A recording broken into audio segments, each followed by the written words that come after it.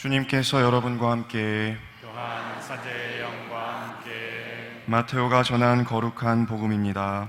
주님 영광 받으소서. 그때 예수님께서 제자들에게 말씀하셨다. 너희 가운데 두 사람이 이 땅에서 마음을 모아 무엇이든 청하면 하늘에 계신 내 아버지께서도 이루어 주실 것이다. 두 사람이나 세 사람이라도 내 이름으로 모인 곳에는 나도 함께 있기 때문이다.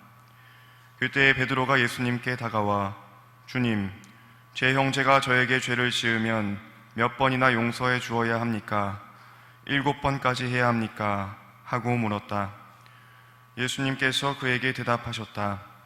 내가 너에게 말한다. 7번이 아니라 77번까지라도 용서해야 한다. 주님의 말씀입니다. 하나님 찬미합니다.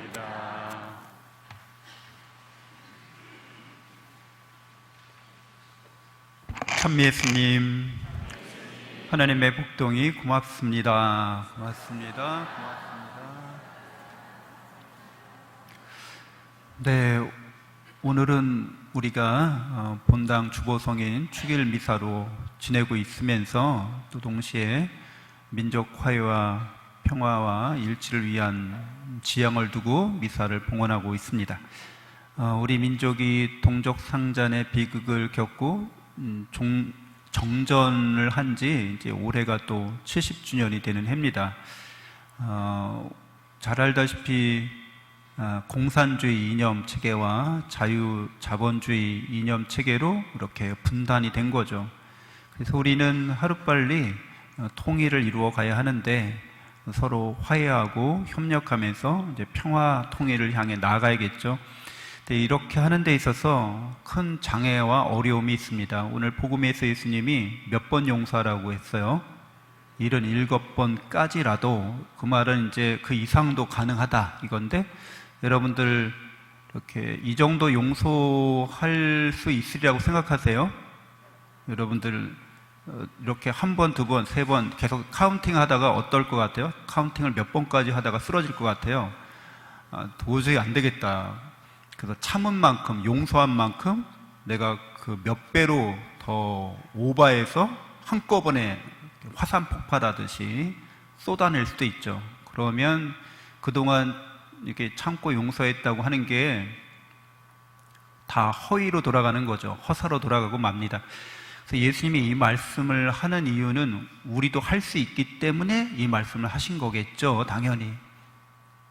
그래서 이 말씀을 하신 분이 바로 누구신지가 중요한데, 참 하느님이시요 참 사람이신 예수님이십니다. 그러니까 하느님이 하실 수 있다고 하면서 우리한테 하라고 그러면 우리는 할 말이 있죠. 하느님이시니까 그러죠. 그런데 사람이 이런 말을 하면 사람이 어떻게 그렇게 살아? 이렇게 얘기합니다. 근데 예수님은 참 하느님이시면서 참 사람이기 때문에 이렇게 말씀하시고 우리에게도 이렇게 할 수 있도록 함께 해주시는 분이시죠. 그러니까 우리가 인간이라고 하는 존재는 잘 아시는 것처럼 되어가는 존재예요. 고정불변의 존재가 아닙니다. 우리는. 그래서 늘 어제 오늘 살짝 변하죠. 되도록이면 좋은 쪽으로 변해가야겠죠. 근데 나쁜 쪽으로도 변해갈 수 있습니다.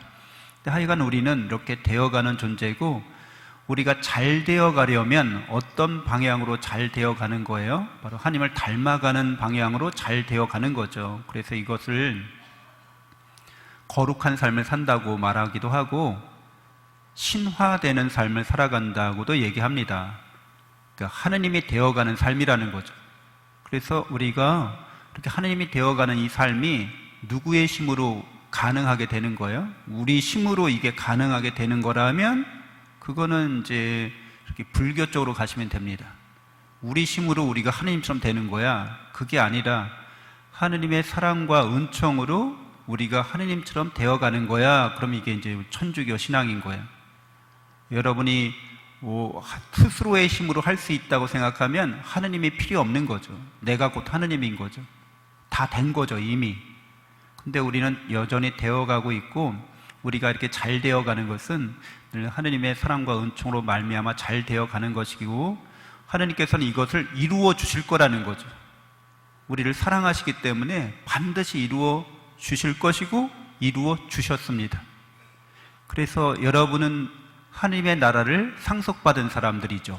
세례받았을 때 하느님을 소유한 사람들이죠. 영성체할 때 여러분은 여러분 자신이 이렇게 하나님의 사랑과 은총 안에서 영원한 유산을 물려받았다고 하는 것, 영원한 자산을 차지한 사람이라는 것을 깨닫고 믿을 때만 77번까지라도 용서할 수 있는 마음의 여유와 여지가 생깁니다. 그때야 비로소 여러분이 영원한 유산을 상속받은 사람들, 영원한 자산을 소유한 사람들이라는 이 진리를 깨닫기 전에는 이걸 할 수가 없어요. 또 깨닫지 못하고 이렇게 하면 병이 나요.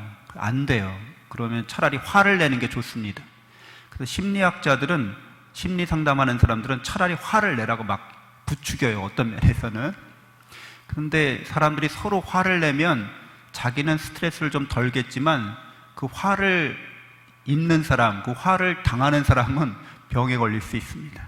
그러니까 이런 심리적인 차원에서는, 인간적인 차원에서는 이 문제에 대한 근본적인 해결을 우리가 가질 수가 없습니다. 우리 자신이 누구도 상처 줄 수 없고 누구도 손해를 끼칠 수 없는 하느님 나라를 차지하고 하느님을 소유한 사람들이라는 진리를 깨닫기 전까지는 이것은 불가능한 말이 됩니다.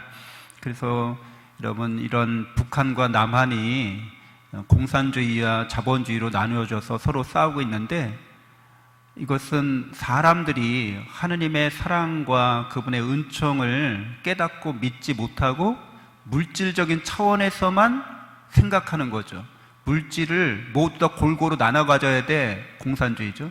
아니야, 물질을 열심히 일한 사람이 더 많이 가져가게 해야 돼, 이게 자유자본주의죠.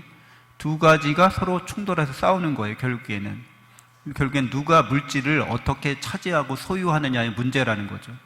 그런데 물질이라고 하는 것은 여러분, 있다가도 없고 없다가도 있는 겁니다. 그게 영원한 가치를 지닌 것도 아닙니다. 그리고 그렇게 영원한 가치를 지니고 있다고 생각하는 그 생각이 이념이라고 하죠. 그게 절대적이고 영원한 것도 아닙니다. 그래서 우리가 남과 북이 화해를 하고 서로 평화를 이루어 가기 위해서, 또 우리가 인간관계 안에서도 마찬가지인데 서로 용서하고 화해할 수 있기 위해서는 그 누구도 하느님의 사랑과 은총만이 절대적이라는 것을 믿고 고백할 필요가 있습니다. 그리고 자신이 그런 영원한 사랑과 은총 안에서 평화와 행복을 체험할 필요가 있습니다. 그럴 때 우리는 이렇게 77번까지라도 용서할 수 있는 그런 평화와 지혜를 얻게 됩니다. 잠시 눈을 감고 묵상하겠습니다.